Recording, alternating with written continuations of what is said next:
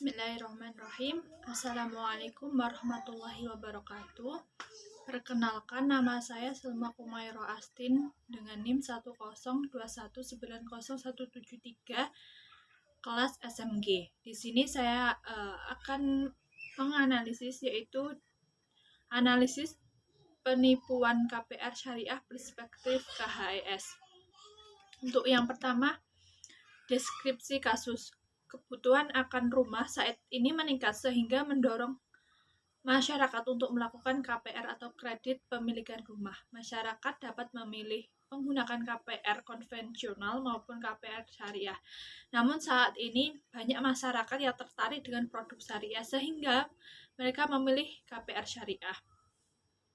Dengan masyarakat yang banyak memilih KPR syariah ini, terdapat oknum-oknum yang memanfaatkan hal itu dengan melakukan penipuan. Salah satu kasusnya yaitu PT Wepro Citra Sentosa sebagai pengembang perumahan yang berkantor di wilayah Bintaro, Tangerang Selatan telah menipu setidaknya 3.680 orang korban dengan modus KPR syariah yang tersebar di berbagai wilayah.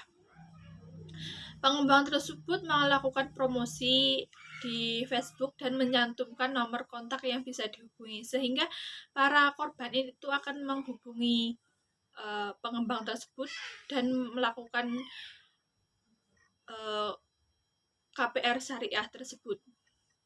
Sehingga dalam ini mendorong saya untuk menganalisis mengenai penipuan KPR syariah perspektif kompilasi hukum ekonomi syariah atau KHES.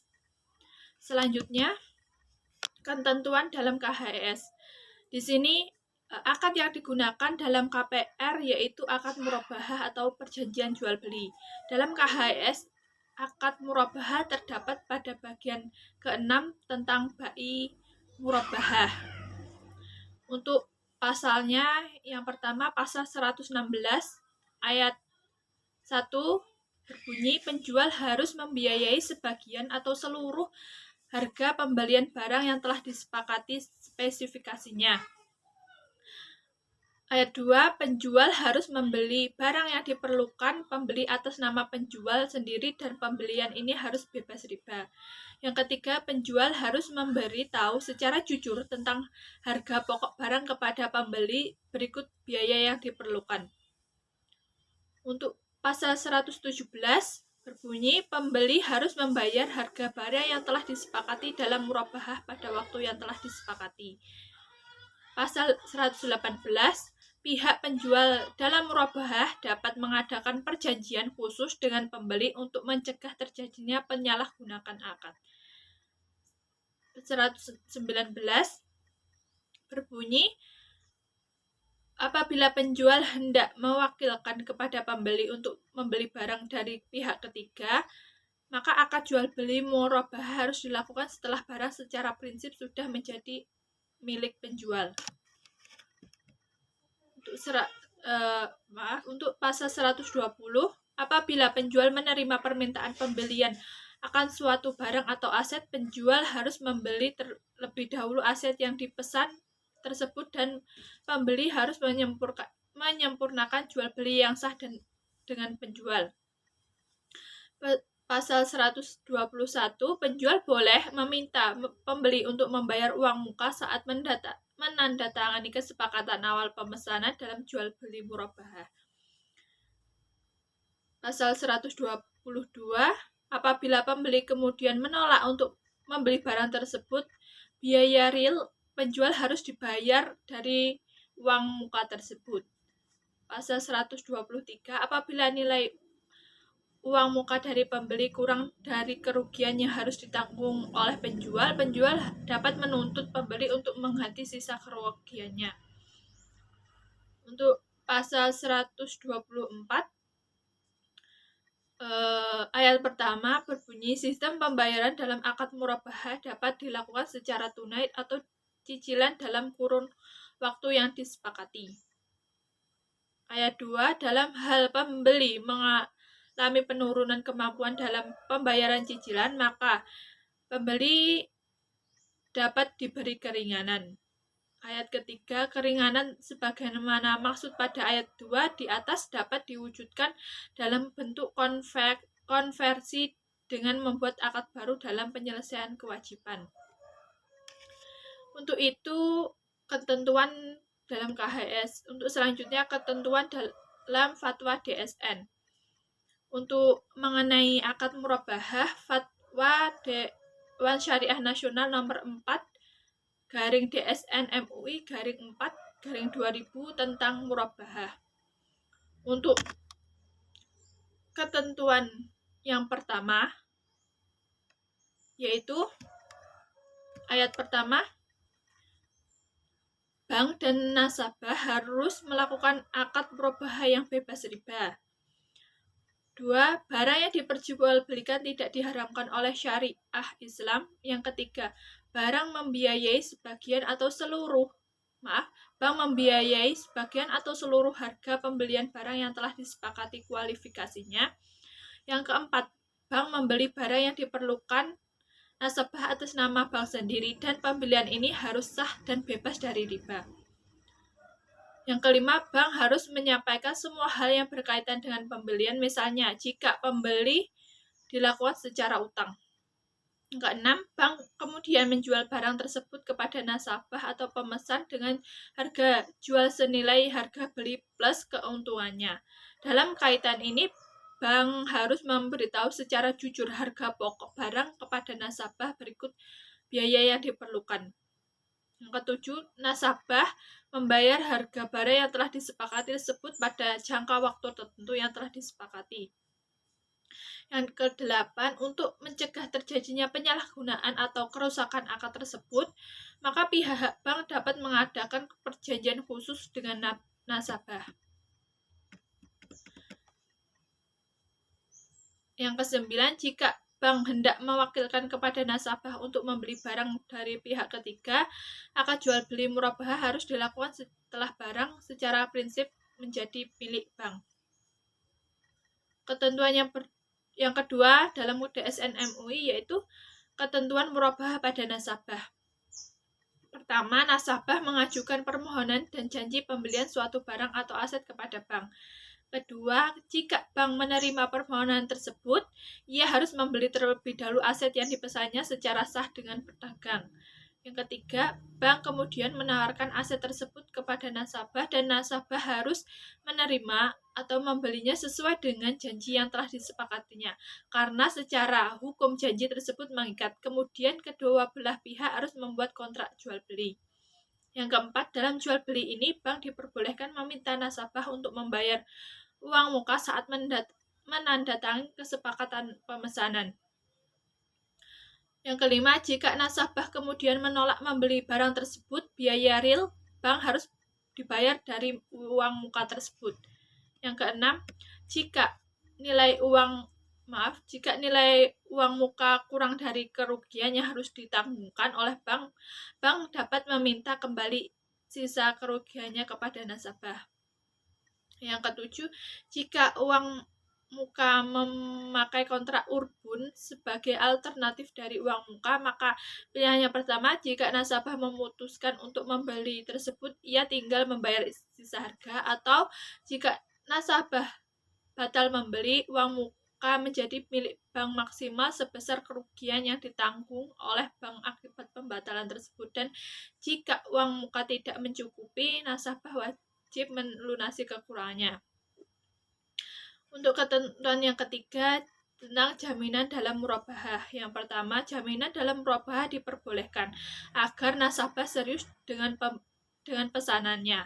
Yang kedua, bank dapat meminta nasabah untuk menyediakan jaminan yang dapat dipegang. Untuk ketentuan yang keempat tentang utang dalam murabahah. Yang pertama, secara prinsip penyelesaian utang nasabah dalam transaksi murabahah tidak ada kaitannya dengan transaksi lain yang dilakukan nasabah dengan pihak ketiga atas barang tersebut. Jika nasabah menjual kembali barang tersebut dengan keuntungan atau kerugian, ia tetap berkewajiban untuk menyelesaikan utangnya kepada bank. Yang kedua, jika nasabah menjual barang tersebut sebelum masa angsuran berakhir, ia tidak wajib segera melunasi seluruh angsurannya. Yang ketiga, jika penjualan barang tersebut menyebabkan kerugian, nasabah tetap harus menyelesaikan utangnya sesuai kesepakatan awal. Ia tidak boleh memperlambatkan pembayaran angsuran atau meminta kerugian itu diperhitungkan. Ketentuan yang kelima yaitu penundaan pembayaran dalam murabahah. Yang pertama, nasabah yang memiliki kemampuan tidak dibenarkan menunda penyelesaian utangnya.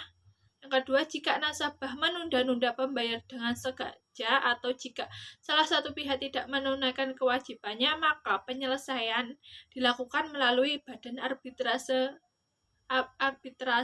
syariah setelah tidak tercapai kesepakatan melalui musyawarah. Ketentuan yang keenam tentang bangkrut dalam murabahah. Jika nasabah telah dinyatakan pailit dan gagal menyelesaikan utangnya, bank harus menunda tagihan sampai ia menjadi sanggup kembali dan atau berdasarkan kesepakatan. Itu merupakan dari ketentuan dalam fatwa DSN MUI. Selanjutnya, penerapan teori. Di sini ada dua, yaitu penerapan teori pada KPR syariah. Di dalam KPR syariah, perjanjian jual beli ini menggunakan akad murabahah atau perjanjian jual beli dan musyarakah atau kepemilikan bertahap. Untuk bunga dalam KPR tidak menerapkan sistem bunga atau bebas riba. Dengan bank syariah hanya mengambil keuntungan dari penjualan rumah. Di sini KPR syariah tidak mengambil bunga, tapi KPR syariah mengambil keuntungan. Dengan misalkan harga satu unit rumah 100 juta, itu disampaikan kepada pihak pembeli, kemudian untuk biaya keuntungannya misalkan 10 juta, maka itu yang menjadi hak bank. Sehingga tidak ada unsur riba dalam hal tersebut. Selanjutnya, dalam KPR syariah, dalam jangka waktu kredit, KPR syariah menerapkan tenor yang lebih pendek, sekitar 10 tahun sampai dengan 15 tahun. Untuk mengenai denda keterlambatan, KPR syariah tidak menerapkan denda keterlambatan. Dan jumlah cicilan dalam KPR syariah yaitu margin bank sudah ditentukan sejak awal, sehingga jumlah cicilan akan selalu sama dari awal kredit hingga sampai akhir. Untuk selanjutnya, penerapan teori pada kasus. Dalam kasus ini, para oknum itu akan